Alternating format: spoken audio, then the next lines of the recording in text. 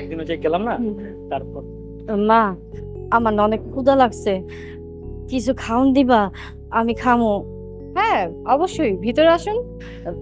কিন্তু আমার কাছে তো কোনো টাকা পয়সা নাই। 2-4-10 টাকা আছে নাকি একদমই নেই?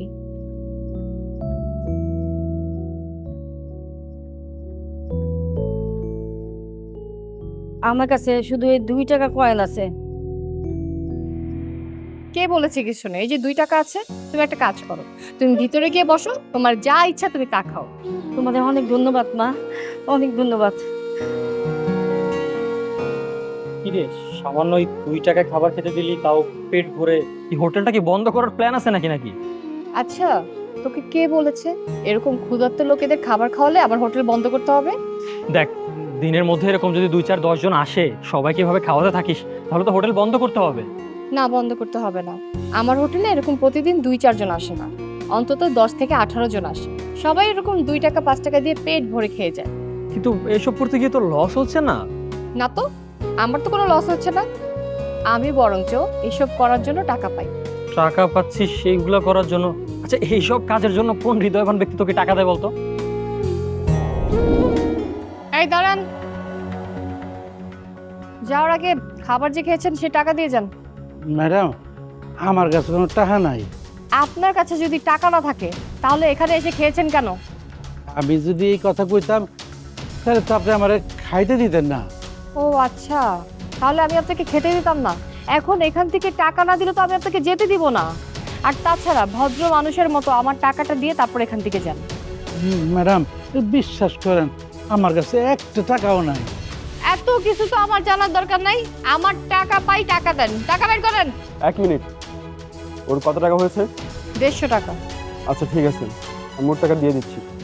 এই যে ভাই, আমি আপনার টাকা দিয়ে দিচ্ছি, আপনি চলে যান। আচ্ছা, আল্লাহ আপনার বাঁচার হোক।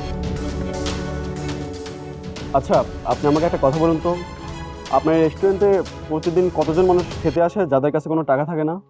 3 থেকে 4 জন। আচ্ছা ঠিক আছে, আজকের পর থেকে যদি আপনার এই রেস্টুরেন্টে কোনো মানুষ, কোনো ক্ষুধার্ত মানুষ যদি খেতে আসে, তাহলে আপনি ওদেরকে না খাইয়ে পাঠাবেন না। যদি তারা 3-4 টাকাও দেয় বা 5-6 টাকাও দেয়, তবু আপনি ওদেরকে খেতে দিবেন, আর বাকি যা টাকা থাকবে সেটা আমি আপনাকে ক্লিয়ার করে দেবো, ঠিক আছে? মানে কি? আপনি সব কি বলতেছেন? আপনি যদি প্রতিদিন এরকম 3-4 জন মানুষকে খাওয়ান তাহলে তো আপনার সম্পূর্ণ স্যালারি শেষ হয়ে যাবে। আপনি চলবেন কি করে? না না, আমার স্যালারি শেষ হবে না। এই নিন, এখানে 50,000 টাকা আছে, এই টাকাটা আপনি রাখুন। কিন্তু আপনি আমাকে এটা বললেন না যে এই কাজটা আপনি কেন করছেন? দেখুন, আমি থানায় পোস্টিং হয়েছি, পুলিশের চাকরি করি। আর পুলিশের চাকরি করার সুবাদে অনেক মানুষের সাথে আমার মিশতে হয়, হোক সেটা সৎ মানুষ কিংবা অসৎ মানুষ। কেউ আমাকে টাকা দিলে সে টাকাটা আমাকে নিতে হয়। আমি টাকা নিতে চাই না, কিন্তু বাধ্য হয়ে নিতে হয়। শুরুর দিকে সে টাকাগুলো আমি মসজিদ কিংবা মাজারে দান করে দিতাম, কিন্তু যখন আমি এই জিনিসটা দেখলাম যে অনেক গরিব মানুষ আছে যারা ঠিকমতো খেতে পারছে না, তখন আমি আমার ডিসিশনটা বদলে ফেলি। তখন আমি এটা ভাবলাম যে আমি এই টাকাগুলো তাদের পিছনে খরচ করব, তাদের পিছনে ব্যয় করব। এই জন্যই আমার এই ছোটো একটা উদ্যোগ। যাই হোক, আমি আপনাকে টাকাটা দিয়েছি, আর আজকের পর থেকে যদি কোনো একটা মানুষ আপনার এখানে খেতে আসে, টাকার বিনিময়ে যদি তারা খেতে না পারে, আপনি দয়া করে তাদেরকে না খাইয়ে পাঠাবেন না। আমি প্রত্যেক মাসে আপনাকে টাকা দিয়ে দেবো, ঠিক আছে? আচ্ছা ঠিক আছে। সত্যি একটা কথা বলতেই হয়, আপনার মতো এরকম সৎ অফিসার আমি ফার্স্ট টাইম দেখলাম। ঠিক আছে, ভালো থাকবেন, দেখা হবে। সত্যি আজকালকার দুনিয়ায় কোনো একটা পুলিশ অফিসার এই ধরনের সিদ্ধান্ত নিয়ে মানুষকে হেল্প করে, এটা না ইম্পসিবল। হ্যাঁ, তুই একদম ঠিকই বলেছিস। সব পুলিশ অফিসার এরকম ঘুষখোর হয় না, তাদের মধ্যে 4-5 জন ভালোও থাকে। পা, আমার ক্ষুধা লাগছে, আমার কিছু খাইতে দেন। এই নেন 5 টাকা। হ্যাঁ, আপনি যান, আপনার যা খেতে ইচ্ছে করে আপনি খান। চলুন।